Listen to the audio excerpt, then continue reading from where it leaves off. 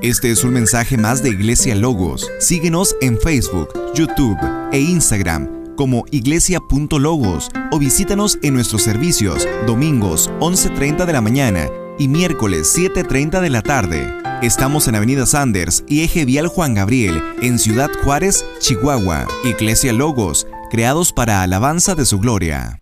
Los invito a todos a que veamos en el libro de Mateo, en el Evangelio de Mateo, capítulo 7, versos 22. Los que traigan su Biblia o en su celular, pueden ahí consultarlo. Todos los versículos son en la versión Reina Valera. Si no tiene esta versión, creo que las van a proyectar aquí también. Dice así: muchos me dirán en aquel día, Señor, Señor, ¿no profetizamos en tu nombre y en tu nombre echamos fuera demonios y en tu nombre hicimos muchos milagros? Y entonces les declararé, nunca os conocí, apartaos de mí, hacedores de maldad. ¿Saben que este mensaje lo dejó plasmado el Señor Jesucristo para estos tiempos? Y es un mensaje que debe de reflexionar a cada uno de nosotros dentro de nuestro corazón, porque es un foco de advertencia, un foco que viene aquí. Imagínense ustedes que tengan la creencia de que están bien delante de Dios, pues a lo mejor porque vienen todos los domingos aquí a la congregación, porque profetizan, como dice aquí, o porque hacen milagros en el nombre del Señor, porque dice en el nombre del Señor. Y en ocasiones, imagínense ustedes que ya se presenten delante de Dios cuando ustedes fallezcan aquí en el área terrenal, o si viene Jesús, que se presenten delante de Él y le digan, bueno Señor, pues es que yo iba a la iglesia y yo estudiaba las Escrituras y yo hacía muchas cosas. Y que les diga el Señor, apártense de mí, hacedores de maldad. Imagínense ustedes en qué posición estarían, qué sentirían, que fueran rechazados a pesar de que ustedes estuvieron haciendo cosas en el nombre del Señor. Entonces se han de preguntar, bueno, ¿y entonces por qué está este versículo aquí, verdad? Porque es una advertencia. Y yo quiero invitarles, que es el tema precisamente del día de hoy, le pusimos personalidad moldeable. Así se llama el tema. Y para iniciar, bueno, pues vamos a ver qué quiere decir personalidad. Según aquí los diccionarios, el Wikipedia, dice que la personalidad puede sintetizarse como el conjunto de características o patrón de sentimientos, emociones, pensamientos ligados al comportamiento, es decir, los pensamientos, sentimientos, actitudes, hábitos y la conducta de cada individuo, que persiste a lo largo del tiempo frente a distintas situaciones, distinguiéndolo a un individuo de cualquier otro, haciéndolo diferente a los demás. Todo este concepto vamos a resumirlo: el cómo eres, cómo actúas, cómo te desenvuelves, cómo piensas, ¿sí? Y que te hace diferente a los demás. A veces uno piensa que la personalidad es el vestirse bien, el estar bien en forma, verse carita o bonita. Sin embargo, la personalidad abarca esto que les acabo de decir. Bueno, ¿cómo eres realmente en tu manera de ser? ¿Alguna vez a ustedes les han dicho, tienes una personalidad intachable? ¿Les han dicho? Es difícil, ¿verdad? Es intachable, que dice, bueno, que no tienes faltas de nada. Pero la realidad de todo es que tenemos que tener una referencia. Bueno, ¿a quién me voy a comparar para decir realmente que yo soy una persona intachable? Y de alguna forma dar opinión referente a cómo está nuestra personalidad. Y bueno, vamos a ver algunos pasos que debemos de alguna manera, que nos van a ayudar precisamente a percibir cómo realmente somos o actuamos. Primero es reconocer cómo somos realmente, porque en ocasiones no lo reconocemos o no nos damos cuenta, porque existen aspectos que no nos damos cuenta de cómo somos o cómo actuamos. Hay un ejemplo que yo creo que es muy trineado, muy dicho muchas veces, que el alcohólico, la persona que es alcohólica, no se da cuenta de que es alcohólico. Ustedes, yo no sé si tengan algún conocido, pariente, amigo, que le guste mucho tomar y que se ha vuelto alcohólico. Lo primero que te dicen es, no, pues yo lo puedo dejar en cualquier momento, pero la realidad es que no lo dejan.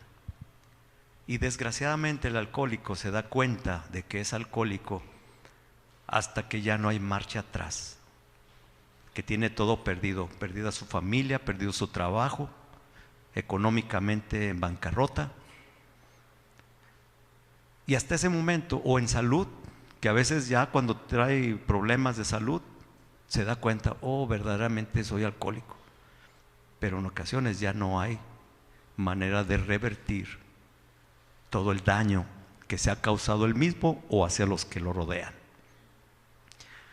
Entonces, así nos pasa en la vida. A veces no nos damos cuenta de realmente cómo somos, cómo a veces hemos hecho daño a los que nos rodean o a nosotros mismos. Hay una palabra que se llama introspección.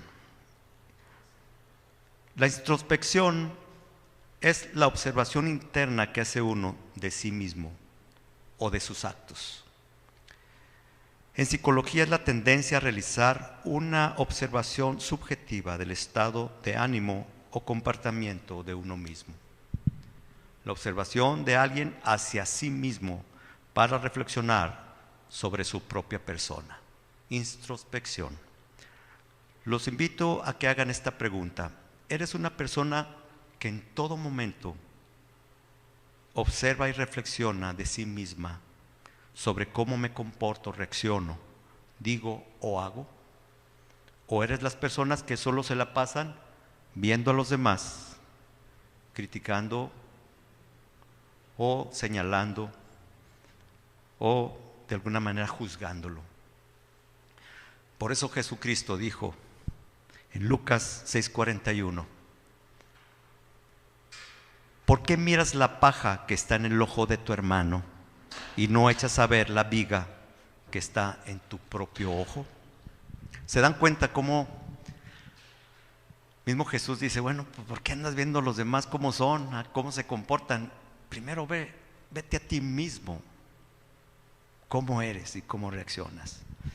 ¿Sabían ustedes que todos los días se nos presentan situaciones o circunstancias que nos confrontan a reaccionar o actuar de tal manera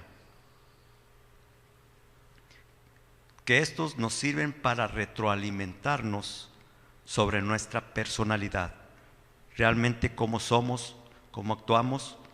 Y hay algo ligado a la personalidad, que es nuestro corazón. Es un decir, ¿cómo es tu corazón? Así es tu personalidad, tú, ¿cómo eres tú? Jeremías capítulo 17, verso 9 dice, engañoso es el corazón más que todas las cosas y perverso. ¿Quién lo conocerá?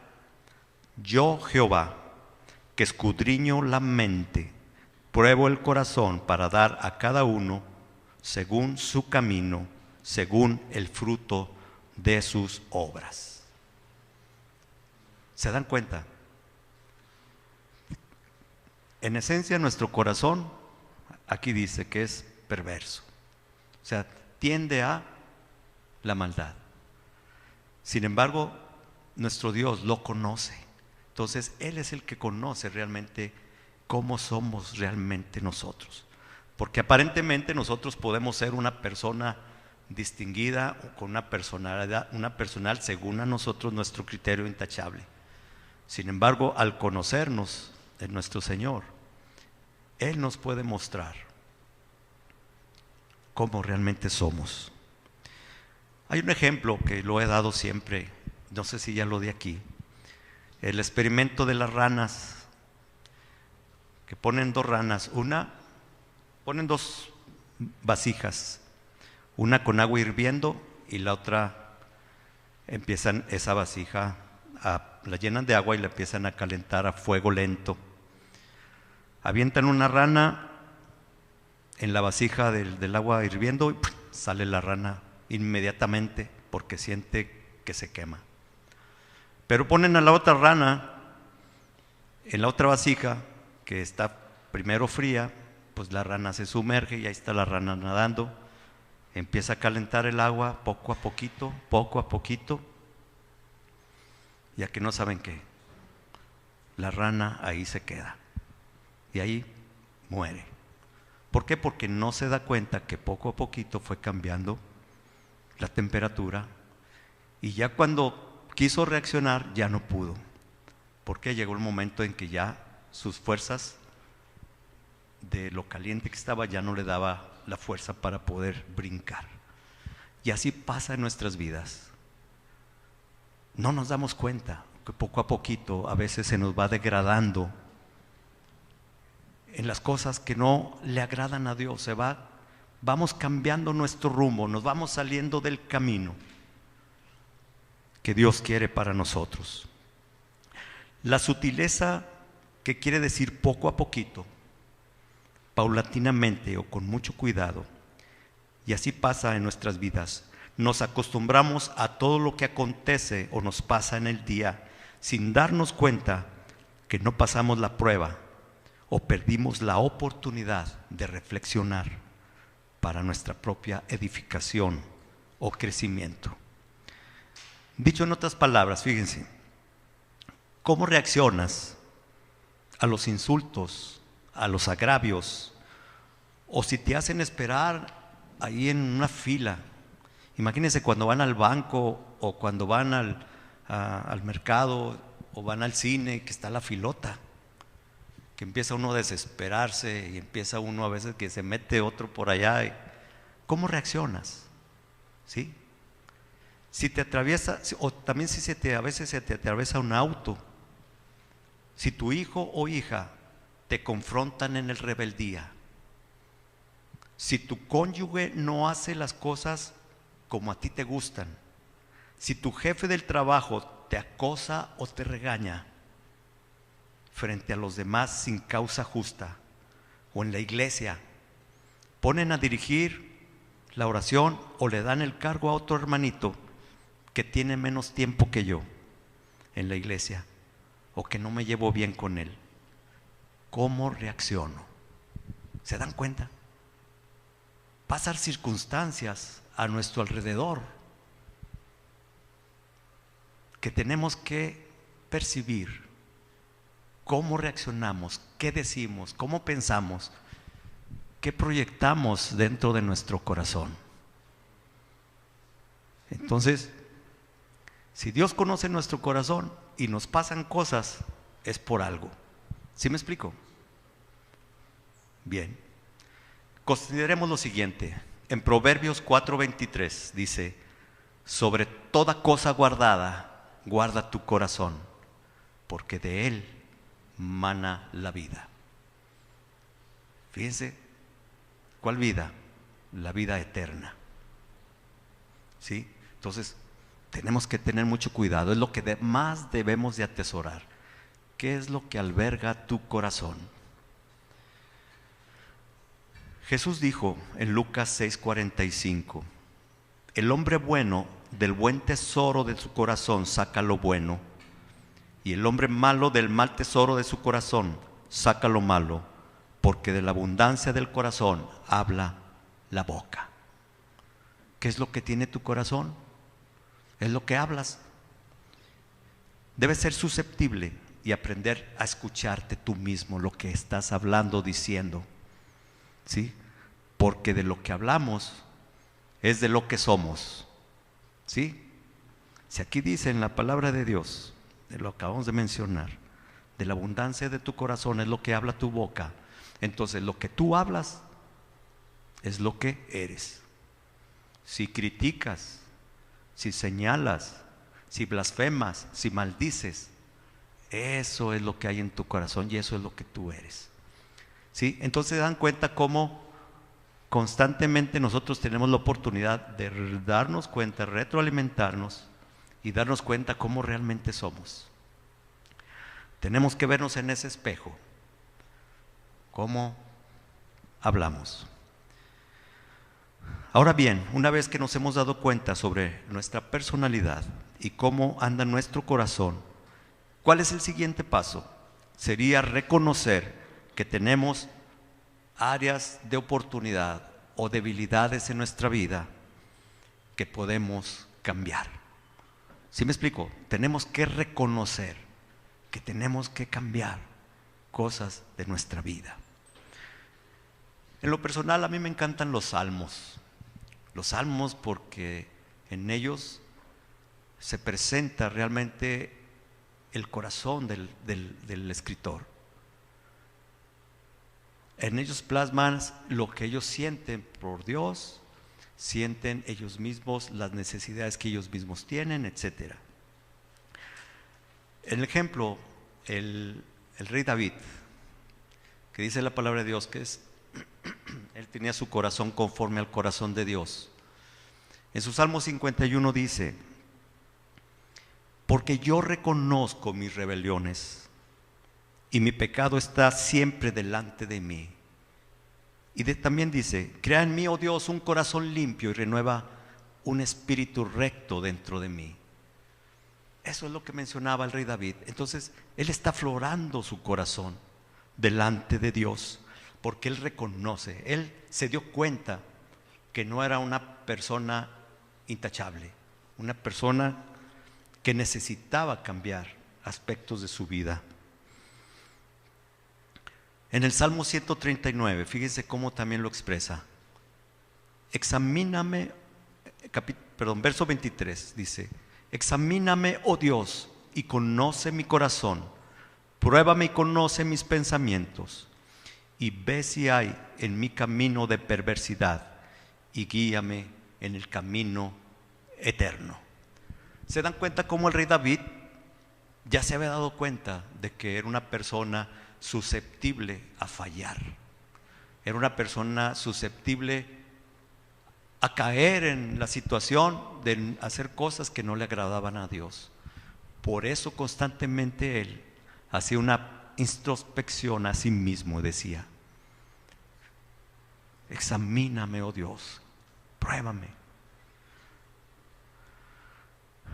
Hay aspectos que tenemos que quitar de nuestras vidas, y yo solo quiero mencionar una que es para mí muy importante, porque es algo similar a lo del alcoholismo.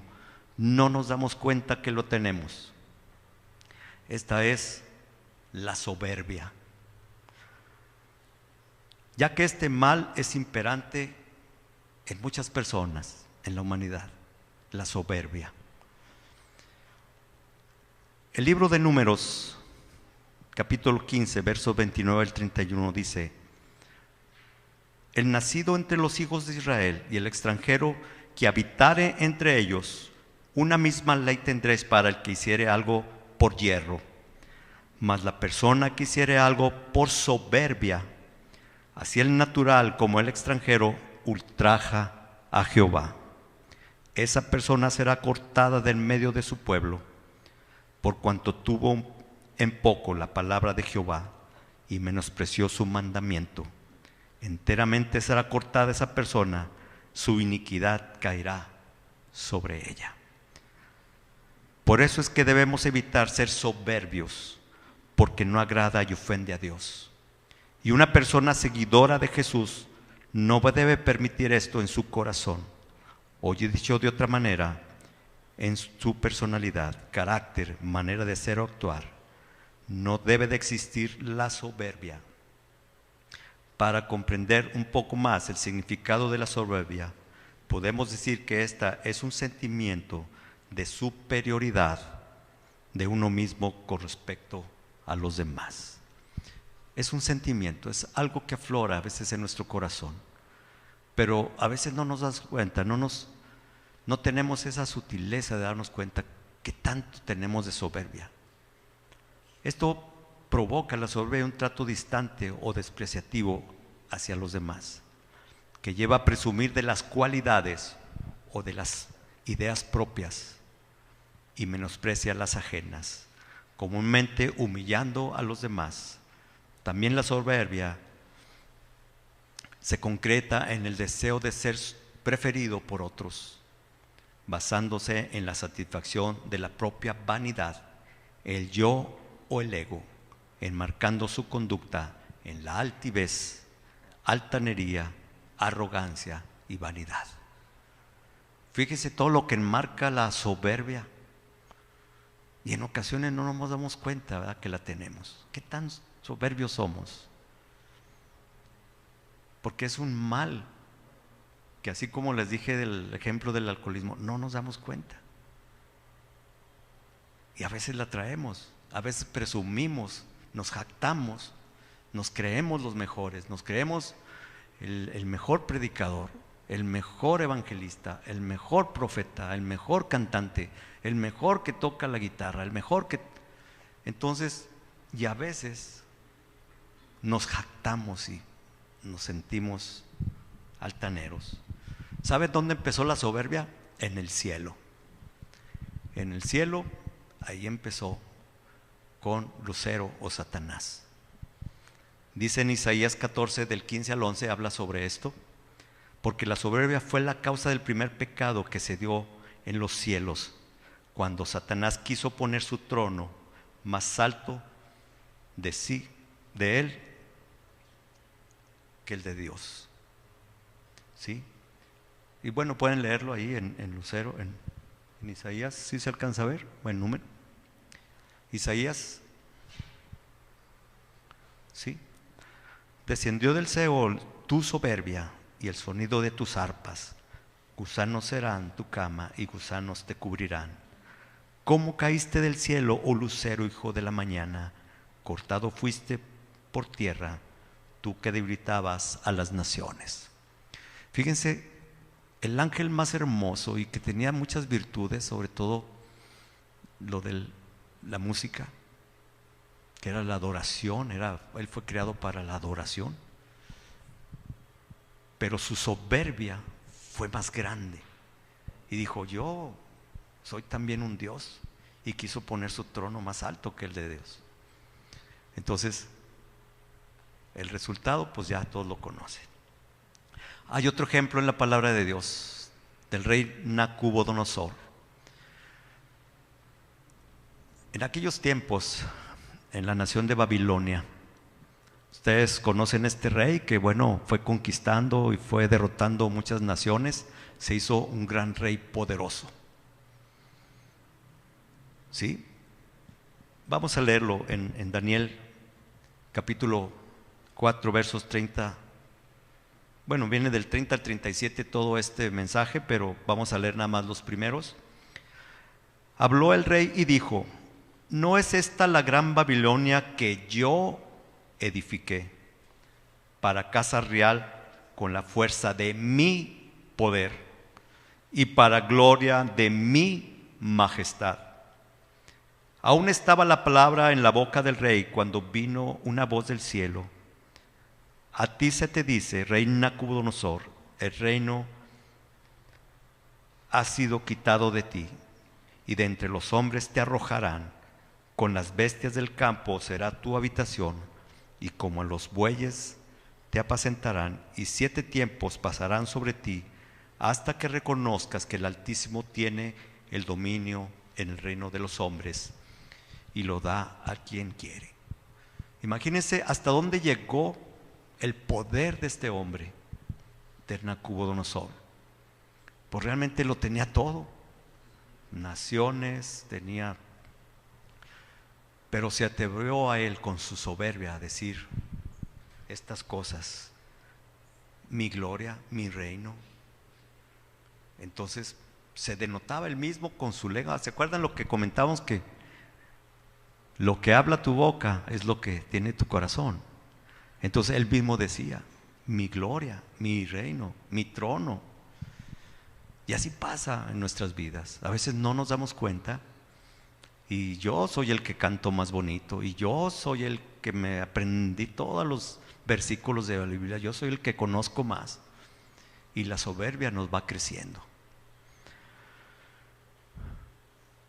¿Qué es lo que pasó con este rey? Se hizo vamos a decirlo, una bestia. Comía hierba del campo. Le creció el pelo, le crecieron las uñas. Dice que hasta que pasaron 7 tiempos, él volteó al cielo. Y fue cuando reconoció que hay un Dios todopoderoso. Y que todo lo que tenemos aquí en la tierra y todo lo que nosotros existe aquí, pues es una creación de Dios. Nosotros nada más somos administradores de lo que hay aquí. Si nos da a Dios la oportunidad de tener dones, de tener talentos, pues es gracias a Él, no por nuestras propias fuerzas. Que nosotros tenemos que echarle ganas, sí, pero todo es gracias a nuestro Dios y tenemos que reconocerlo.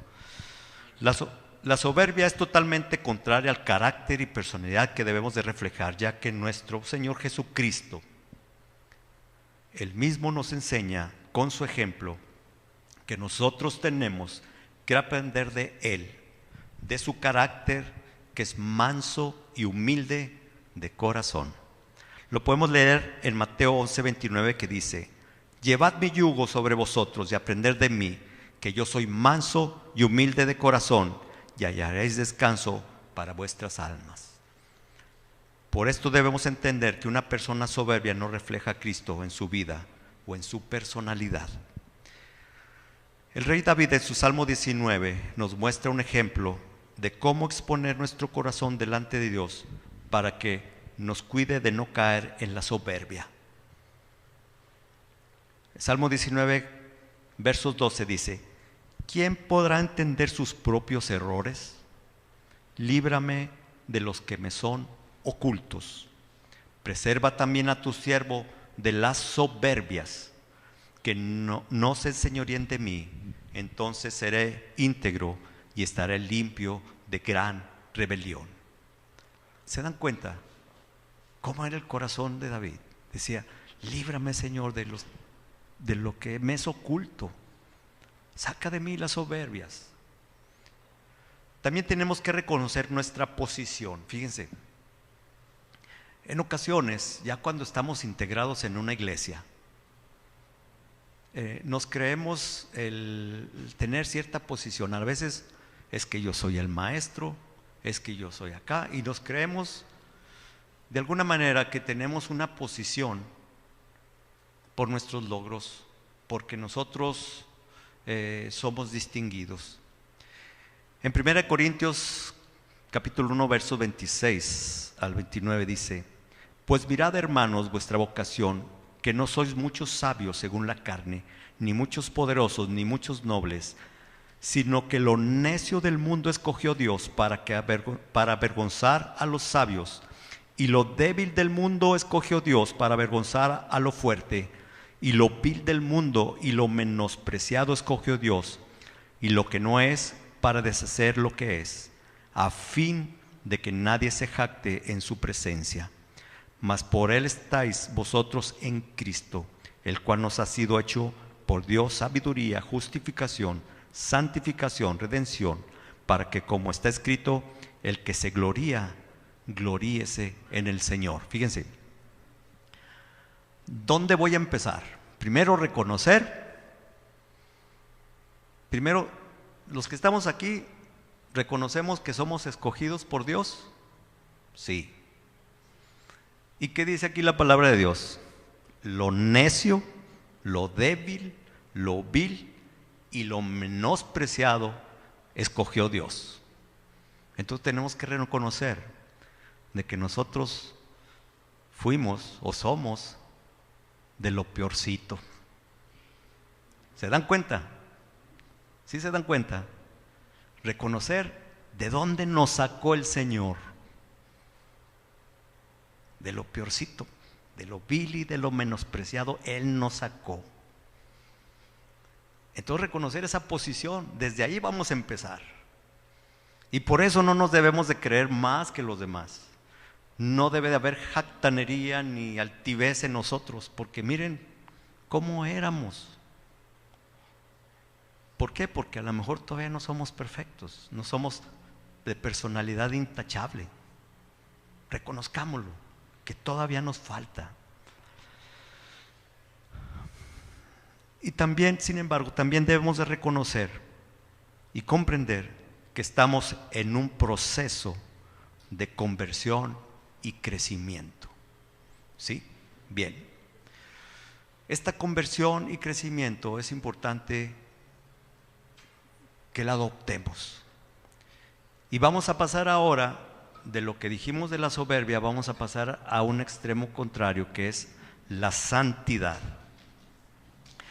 Dentro del crecimiento en los caminos de Dios, también es extremadamente importante y relevante que es el buscar de la santidad. Si nos preguntamos qué es la santidad, podemos decir que es una vocación, es algo a lo que nos vamos a dedicar. Es como ustedes cuando están en la escuela y dicen, bueno, ahora yo voy a estudiar ingeniería, a eso me voy a dedicar, o voy a ser ingeniero civil. Bueno, ingeniero civil, voy a la construcción. Voy a ser doctor. Bueno, me voy a dedicar y voy a aprender para ser un doctor, ¿sí? Y me voy a dedicar el resto de mi vida a ser un doctor. Lo mismo es la santidad. Usted debe decir, bueno, ¿qué tiene que ver una cosa? Bueno, es una vocación, es algo que tenemos que entender, que tenemos. Si yo digo, bueno, voy a ser de aquí en adelante santo, voy a dedicar a la santidad. Bueno, pues tengo que aprender. ¿Qué tengo que hacer para ser santo? Como cuando uno estudia en la escuela, tengo que aprender por si quiero ser ingeniero, tengo que aprender si quiero ser doctor. Es lo mismo, tengo que aprender a lo que es la santidad. ¿Sí? Bien.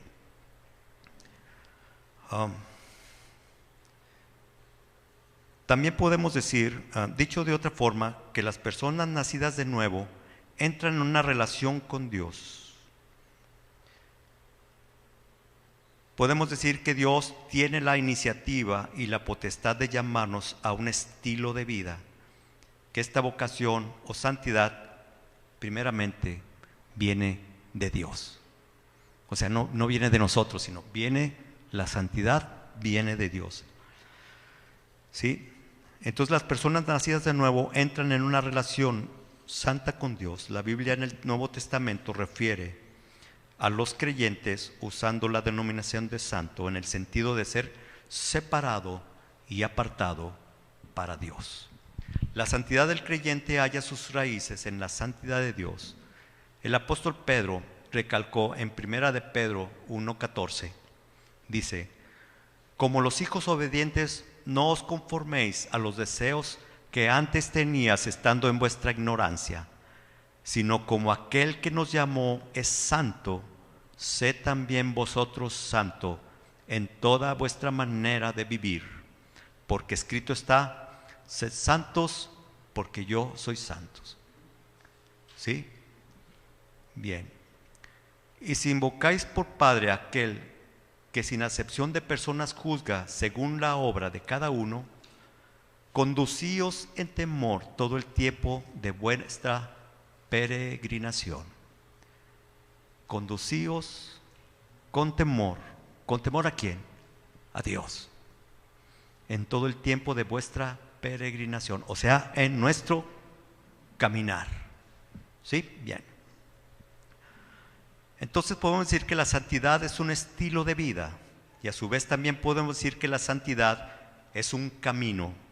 Isaías 35:8 dice: y habrá allí calzada y camino, y será llamado camino de santidad. No pasará el inmundo por él, sino que él mismo estará con ellos. El que anduviera en este camino, por torpe que sea, no se extraviará.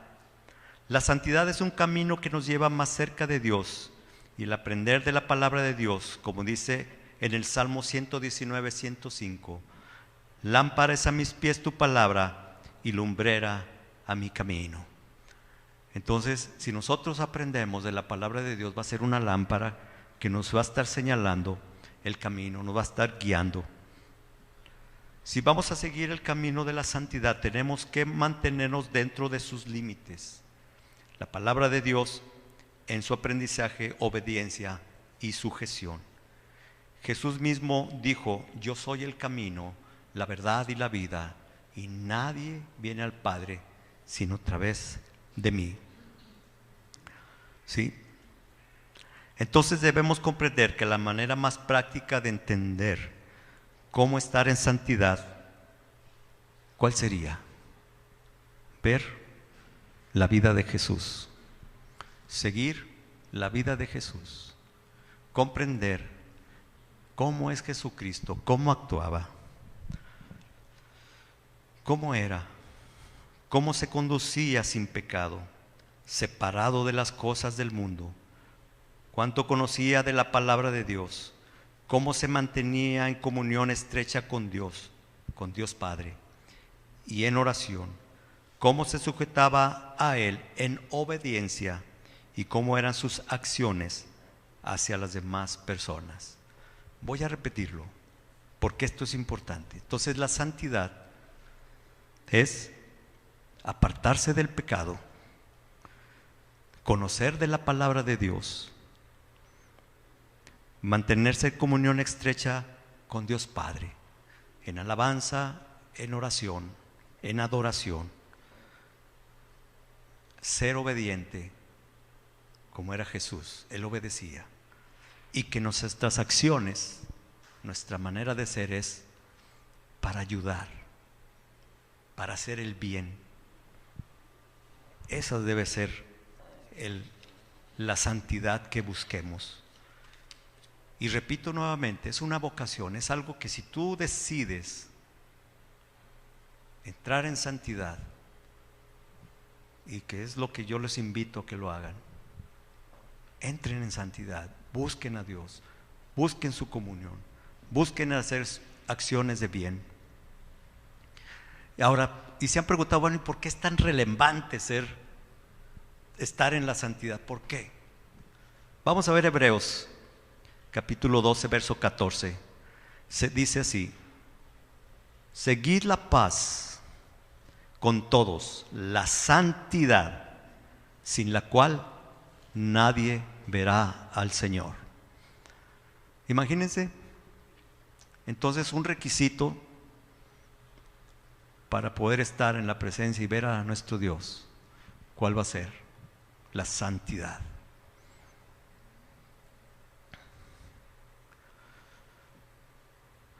¿Qué nos puede ayudar para irnos moldeando a una mejor persona, enfilándolos a la imagen de Jesucristo? Vamos a ver Efesios 4:11. Y Él mismo constituyó a unos apóstoles, a otros profetas, a otros evangelistas, a otros pastores y maestros, a fin de perfeccionar a los santos para la obra del ministerio, para la edificación del cuerpo de Cristo, hasta que todos lleguemos a la unidad de la fe, del conocimiento del Hijo de Dios, a un varón perfecto, a la medida de la estatura de la plenitud de Cristo. Vamos a entenderlo de esta manera. Nuestra iglesia, que está confortada por maestros, por el pastor, por el grupo de alabanza, por los profetas, por los evangelistas, por todos los que tienen ministerio, dice, a fin de perfeccionar a los santos. ¿Cómo te vas a perfeccionar? Bueno, buscando la santidad, conociendo de la palabra del Señor, tener comunión con Dios, pero también es tener una comunión en la cual unos a otros nos estemos animando, nos estemos afilando, a fin de perfeccionarnos delante de nuestro Dios.